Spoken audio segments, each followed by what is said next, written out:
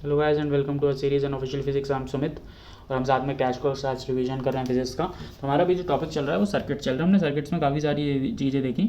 आज हम उसको थोड़े और डिटेल में देखेंगे। आज जो हम पढ़ेंगे बेसिकली उसके बेसिस पे 70 to 80% ऑफ द क्वेश्चंस आपसे बनने लगेंगे।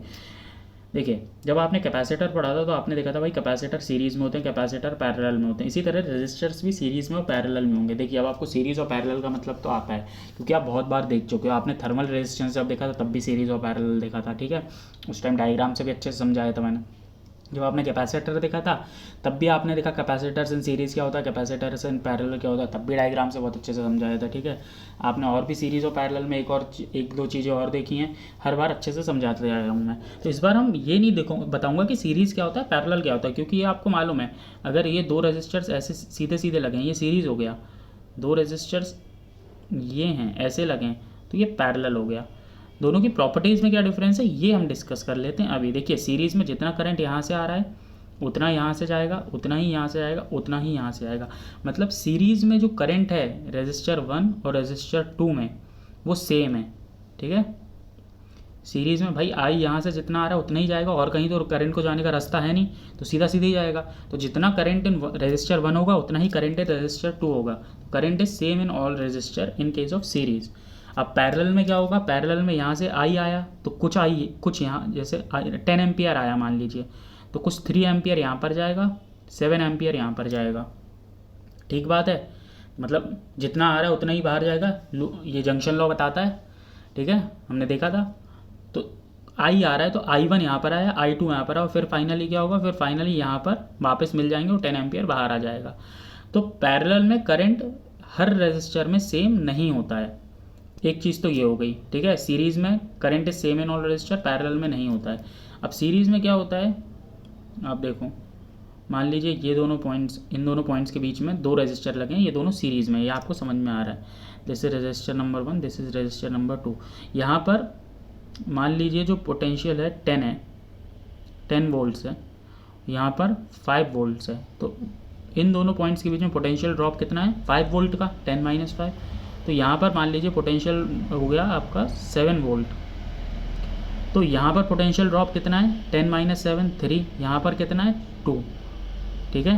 तो 3 + 2 कितना हो गया 5। तो ये शो करता है कि potential drop across these points is sum of potential drop across 1 plus sum of potential drop across 2, ठीक है। तो अगर सीरीज़ में रेजिस्टर्स लगे हुए हैं, 1 हो, 2 हो, 3 हो, 4 हो, तो इनके अक्रॉस जो पोटेंशियल ड्रॉप होगा that will be sum of, मतलब V1 plus V2 plus V3 plus V4 and so on, ठीक है। ये पोटेंशियल ड्रॉप होता है अक्रॉस 2 पॉइंट्स अगर सीरीज़ में लगे हैं तो। और इक्विवेलेंट रेजिस्टेंस क्या होता है, मान लीजिए ये ऐसे सीरीज़ में लगे हुए हैं, तो इसको अगर मैं एक ही रेजिस्टर से रिप्लेस करना चाहूँ तो इस रेजिस्टर की क्या वैल्यू होनी चाहिए कि ये जो भी रिज़ल्ट आ रहा है, ठीक है, इस सर्किट में जो भी रिज़ल्ट आ रहा है, अगर इन तीनों को इससे रिप्लेस, इस कैपिटल R रेजिस्टर से रिप्लेस कर दूं तो इक्विवेलेंट रेजिस्टर भी वही करंट प्रोड्यूस करेगा, वही वोल्टेज ड्रॉप प्रोड्यूस करेगा, ठीक है। जो वोल्टेज ड्रॉप अभी इन दोनों पॉइंट्स के अक्रॉस हो रहा है वही इन दोनों पॉइंट के अक्रॉस होगा। जो करंट अभी यहाँ से फ्लो हो रहा है उतना ही करंट यहाँ से फ्लो होना चाहिए, ठीक है। तो ये होता है इक्विवेलेंट रेजिस्टेंस। दोनों केसेस में पैरेलल में भी वही होना चाहिए, पोटेंशियल ड्रॉप वही होना चाहिए, करंट उतना ही फ्लो उसको लेना चाहिए बैटरी से, ठीक है। तो इक्विवेलेंट रेजिस्टेंस सीरीज के केस में होता है sum of all the resistance R1 plus R2 plus R3 plus R4 and so on, जितने हैं, ठीक है। ये तो हो गई सीरीज़ की बात। इसी तरह पैरेलल भी देख लें। पैरेलल में आपने देख लिया करंट सेम नहीं होता है, ठीक है। तो पैरेलल में क्या सेम होता है, पैरेलल में सेम होता है, कैपेसिटर्स में भी हम देख चुके हैं, पैरेलल में potential difference across all the resistors same रहेगा, ठीक है। Potential difference across all the resistors same रहेगा, दिख रहा है आपको। इन दोनों के अक्रॉस भी यही है, इन दोनों के अक्रॉस भी यही है, ठीक है। और क्या होगा, इसमें जो करंट होता है, जैसे यहाँ से I करंट आ रहा है और ये आपके दो पैरेलल में रेजिस्टर्स लगे हुए हैं, तो ये करंट यहाँ पर स्प्लिट हो जाएगा, यहाँ पर आएगा, फिर वापस से कंबाइन हो जाएगा और I का I निकल जाएगा आपका, ठीक है। तो अब क्या होगा, पोटेंशियल जब I का I निकल गया, इसका मतलब है जितना करंट आ रहा है वो स्प्लिट हो रहा है। तो current in resistor 1 plus current in resistor 2 is equal to total current, okay. तो I across A B summation of I in all resistors, ठीक है। इसी तरह अगर आर इक्विवेलेंट निकालना चाहूँ तो वो इस इक्वेशन से निकालेंगे हम पैरेलल के केस में, ठीक है। अगर दो रेजिस्टर्स पैरेलल में हैं, यहाँ पर भी एक है, यहाँ पर भी एक है, तो जो निकालेंगे 1/R1 प्लस 1/R2 उसका इक्विवेलेंट आर आ जाएगा। क्या होगा 1/R1 plus 1/R2? 1/R1 plus 1/R2 is equals to 1/R equivalent. तो आर इक्विवेलेंट की वैल्यू इससे आ जाएगी R1 प्लस R2, ठीक है। तो ये इस इक्वेशन से आती है। अगर दो से ज़्यादा हैं तो आप ये वाली इक्वेशन लगाइए और आर इक्विवेलेंट आपका आ जाएगा। Okay, moving on. ये तो हो गया भाई रेजिस्टेंस इन सीरीज और रेजिस्टेंस इन पैरेलल। अब क्या होगा, आप जब क्वेश्चन सॉल्व करोगे तो सर्किट्स के अलग अलग पैटर्न आएंगे। जब अलग अलग पैटर्न आएंगे तो आपको पता चलेगा कि आपको ये देखना है कि ये पहले रेजिस्टर सीरीज़ में है कि पैरेलल में कि कॉम्बिनेशन में, ठीक है। कॉम्बिनेशन इन द सेंस क्या हो गया, कॉम्बिनेशन कुछ ऐसा हो जाएगा, मान लीजिए आपको ऐसा ये क्वेश्चन गिवन है, एक रेजिस्टर ये गिवन है, एक रेजिस्टर ऐसा है, दूसरा ऐसा है, ये दोनों यहाँ से निकल रहे हैं, ठीक है। तो आपको बोल दिया गया है कि भाई अब इक्विवेलेंट रेजिस्टेंस फाइंड करो इस सर्किट का। तो कैसे फाइंड करोगे, आप देखो जो रेजिस्टर नंबर 1 है, ये रेजिस्टेंस नंबर 2 है, ये रेजिस्टर नंबर 3 है, तो 2 और 3 एक दूसरे के साथ पैरेलल में है। तो पहले 2 और 3 का इक्विवेलेंट निकाल लो, R2 R3 अपन R2 प्लस R3 करके, ठीक है। अब 2 और 3 का जो इक्विवेलेंट है वो सीरीज़ में है 1 के साथ, तो R1 प्लस R2 और R3 पैरेलल में, ठीक है। ये सीरीज़ में था तो प्लस आ गया, तो R2 और R3 का पैरेलल में जो भी आंसर आएगा वो सीरीज़ में है 1 के साथ, ठीक है। तो इस तरह आप निकाल सकते हो। ये थोड़ा कॉम्बिनेशन टाइप हो गया। अब मान लीजिए भाई एक और आपको दे दें, इसमें इसी सर्किट में मैं एक और ऐड कर देता हूँ। अब वो बोल रहा है कि एक और रेजिस्टर लगा हुआ है R4 इस तरह से। अब कैसे फाइंड करोगे, अब देखो आप इसको ध्यान से देखो, इसमें क्या है, ये जो नीचे वाला रेजिस्टर है, नीचे वाली ब्लू वाले रेजिस्टर्स हैं, ये तो वैसा का वैसा निकाल लो। तो R1 is in parallel with ये वाला कॉन्फ़िगरेशन, ठीक है। तो इन दोनों का निकाल लो पहले, इसको सीरीज़ में कर दो R1 के साथ। तो इस सर्किट को मैं ऐसे बना सकता हूँ, ये 4 तो अभी वैसा का वैसा, इसको तो मैंने छुआ भी नहीं है, और जो नीचे वाला है उनका मैंने इक्विवेलेंट निकाल लिया है, ठीक है। नीचे वाले का इक्विवेलेंट मैंने निकाल लिया है। कैसे निकाला ये equivalent, 1 is in series with 2 और 3 जो एक दूसरे के साथ पैरेलल में। पहले 2 और 3 का इक्विवेलेंट निकाला, ठीक है, वो यहाँ पर रखा।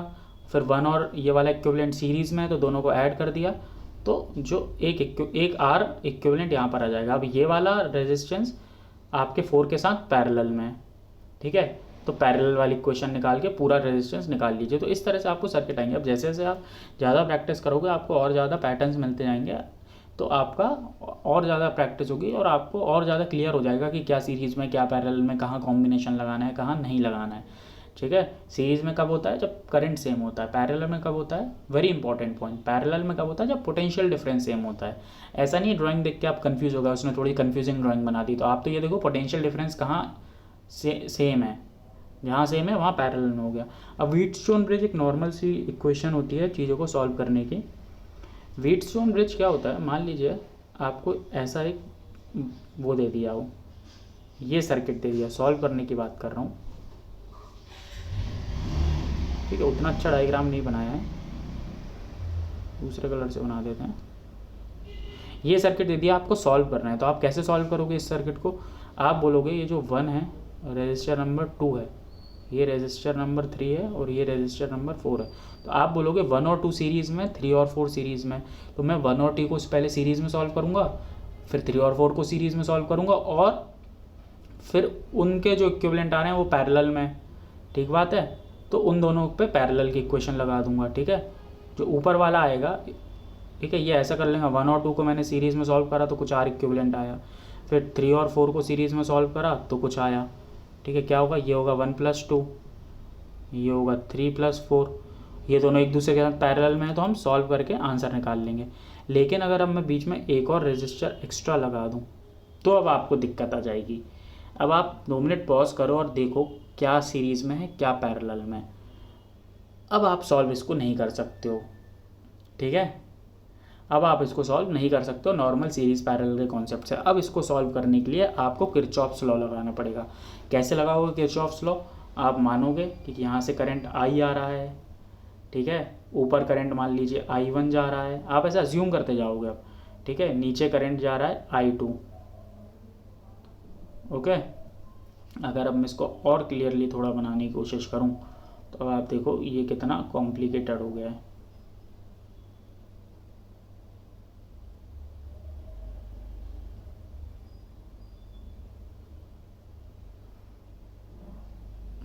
चलिए अब करते हैं इसको सॉल्व, ठीक है। आप मानोगे यहाँ पर करंट आई आ रहा है। अब देखो यहाँ पर करंट आई आ रहा है तो यहाँ से निकल भी आ ही रहा होगा, एक चीज़ तो क्लियर है, ठीक है, जितना आ रहा है उतना ही निकल रहा है। अब हम देखेंगे इसका डिस्ट्रीब्यूशन। तो आप ऐसा मान लोगे कि यहाँ पर करंट I1 जा रहा है तो यहाँ पर करंट I2 जा रहा है, ठीक बात है। तो आपके पास एक इक्वेशन आ गई, I is equals to I1 plus I2, ठीक है, I is equals to I1 plus I2, एक इक्वेशन तो आपके पास ये आ गई। अब देखो, अब ये I1 है, I1 भी स्प्लिट होगा, I1 भी स्प्लिट होगा। I1 कैसे स्प्लिट हो रहा है? अब आप मान लो कि मानने में कुछ नहीं जा रहा है, एज्यूम करते जाओ, अगर वैल्यू उल्टी आएगी, जैसे यहाँ से I1 स्प्लिट हो रहा है, आप मान लो यहाँ पर I3 जा रहा है करंट, यहाँ पर करंट I3 जा रहा है और यहाँ पर आएगा I1 माइनस I3, सही बात है, जंक्शन लॉ से I1 माइनस I3 आ रहा है यहाँ पर। और यहाँ से आप ये मान लो कि I2 प्लस I3 इधर जा रहा है, ओके। फिर यहाँ पर आप ऐड कर लो, देखो I1 minus I3 plus I2 plus I3, तो I3 cancel, I1 plus I2 मतलब I यहाँ से निकल रहा है। अब आप बोलोगे मैंने ऐसा मान लिया कि I3 ऊपर से नीचे जा रहा है, ऐसा भी तो हो सकता है, ये वाले बीच वाले आर्म में नीचे से ऊपर करंट फ्लो हो रहा हो, हाँ ऐसा भी हो सकता है। अगर ऐसा हुआ तो जो फाइनली हम सॉल्व करेंगे उसमें I3 की वैल्यू नेगेटिव आ जाएगी, और नेगेटिव आ जाएगी तो मतलब ऑपोजिट डायरेक्शन में फ्लो हो रहा है। तो अब आपने ये कर लिया। अब इसमें आपको सीरीज और पैरेलल समझ में नहीं आ रहा था तो आपने ये देख लिया कि करंट का आपने फ्लो बना लिया। अब आप इसमें लगा दो किरचॉफ्स लॉ। किरचॉफ्स का कौन सा लॉ? Loop law. उसमें क्या होगा, उसमें across the loop potential difference कितना होता है? 0। तो आप ऐसे करोगे, एक इक्वेशन लिख रहा हूँ मैं पहले लूप की, दूसरे की आप लिखोगे। तो कैसे करोगे आप? I1 इंटू R1, ठीक है, ये R1 है, I1 इंटू R1, ऐसा क्या पोटेंशियल ड्रॉप हो रहा है इतना, ठीक है। फिर माइनस साइन कन्वेंशन तो आप ले सकते हो, फिर से I3, यहाँ पर I3 जा रहा है और ये रेजिस्टेंस इसको क्या ले लूँ, इसको नंबर 5 ले लेते हैं क्योंकि ये 1 था, ये वाला 2 था, ये वाला 3 था, ये वाला 4 था, तो ये वाला 5 हो गया। I3 इंटू R5, ठीक है। अब लूप ऐसा ट्रैवल कर रहा है, ऐसा जा रहा है ऑपोजिट डायरेक्शन में, तो इसको प्लस ले लेते हैं, वो माइनस लिए तो I2 इंटू R3, वापस से लूप कंप्लीट हो गया, इज इक्वल टू 0। अब देखिए आपके पास आपको R1 R3 रेजिस्टेंस की तो सारी वैल्यू है, इसमें अननोन क्या है? I1 I2 और I3। तो एक इक्वेशन ये हो गई, I is equal to I1 plus I2, दूसरी इक्वेशन ये लिख दिए, तीसरी इक्वेशन आप ये वाले लूप के लिए रख दीजिए, ठीक है, जो येलो कलर से मैंने दिखा रहा हूँ, ये वाले लूप के लिए लिख दीजिए तीसरी इक्वेशन। तो आपके पास 3 इक्वेशन हो जाएंगी, 3 वेरिएबल हो जाएंगे, आप I1 I2 और I3 की उससे वैल्यू निकाल लोगे, ठीक है। एक बार आपके पास करंट की इक्विवेलेंट करंट की वैल्यू आ गई है, मतलब पूरी I की वैल्यू आ गई है, तो आपको ये तो मालूम ही है पोटेंशियल डिफरेंस कितना है, तो V is equals to IR कर दीजिए, तो R इक्विवेलेंट आ जाएगा, ठीक है। तो इस तरह से आप सॉल्व करोगे, ओके, इस तरह से आप चीज़ों को सॉल्व करोगे। तो व्हीटस्टोन ब्रिज एक अगर उस टाइप का ही क्वेश्चन है जो अभी हमने ड्रॉ करा था, ठीक है, कि यहाँ पर रेजिस्टेंस है, यहाँ पर ऐसे रहे, यहाँ पर रेजिस्टेंस है और बीच में एक वायर लगा हुआ है, ये वैसे ही क्वेश्चन है, वैसे ही ये आपको दिख रहा है। तो व्हीटस्टोन ब्रिज क्या बोलता है कि अगर R1 ये R2 है, ये R3 है, ये R4 है, तो ये बोलता है कि मतलब उस क्वेश्चन में क्या होगा, अगर R1 अपॉन R2, ठीक है, R1 upon R2 is equal to R3 upon R4, तो जो इस आर्म से जो करंट फ्लो होगा that will be equal to 0, ठीक है। तो ये क्वेश्चन को सिंप्लीफाई कर देता है। तो ये आप याद रखिए, आपको बहुत सारे क्वेश्चन इसी बेसिस पे मिलेंगे, ठीक है। R1 upon R2 is equal to R3 upon R4, तो इस करंट से जो वो फ्लो हो रहा है करंट इस आर्म से, वो ज़ीरो होगा। तो इसके अक्रॉस आप कुछ भी रेजिस्टर लगा दीजिए, VC is equals to VD हो गया है, तो कुछ भी रेजिस्टर निकाल लीजिए, उससे करंट ही फ्लो नहीं होगा। जब करंट फ्लो नहीं हो रहा है मतलब वो तो सर्किट में कुछ कंट्रीब्यूट ही नहीं कर रहा। अगर वो कंट्रीब्यूट नहीं कर रहा है आप मतलब उसको यहाँ से हटा दो, आपने उसको वहाँ से हटा दिया तो अब तो देखिए नॉर्मल सर्किट हो गया जो आप सॉल्व कर सकते हैं। लेकिन ये कब होगा, जब R1/R2 is equals to R3/R4 वाला केस होगा। तो देखिए गाइस, आज आपने बहुत सारी चीज़ें देख ली हैं। आज आपने बेसिकली देखा है जिसके बेसिस पे 70 to 80% of the question solve होंगे। Resistor in series, resistor in parallel, Wheatstone bridge. अगर वो क्वेश्चन हो कि जिसमें आपको समझ में ही नहीं आ रहा सीरीज और पैरेलल क्या करना है, तो ब्रह्मास्त्र है किरचॉफ्स लॉ, उससे सब कुछ सॉल्व हो जाएगा। थोड़ा टाइम कंज्यूमिंग रहेगा, लेकिन ऐसा कोई भी क्वेश्चन नहीं है जो उससे सॉल्व नहीं होगा। ठीक है, किरचॉफ्स लूप लॉ और किरचॉफ्स जंक्शन लॉ से, दोनों की मदद से कुछ भी क्वेश्चन सॉल्व हो जाएगा। ठीक है, अगर आपको सीरीज पैरेलल समझ में नहीं आ रहा तो वो लगाइए, हो गई होगा। थोड़ा टाइम कंज्यूम होगा लेकिन क्वेश्चन सॉल्व होगा। ठीक है, तो ऐसे बहुत सारे क्वेश्चन से, बहुत सारे पैटर्न से मिलेंगे आपको। ऐसे इन्फाइनाइट पैटर्न वाली सीरीज भी मिलेंगी, वो भी आप सॉल्व कर लोगे। मैं पूरी सॉल्व करके नहीं बता देता हूँ, आपको थोड़ा सा एग्जाम्पल दे देता हूँ उसका, वो किस टाइप की सीरीज़ रहेंगी। मान लीजिए ऐसी कोई सीरीज़ है,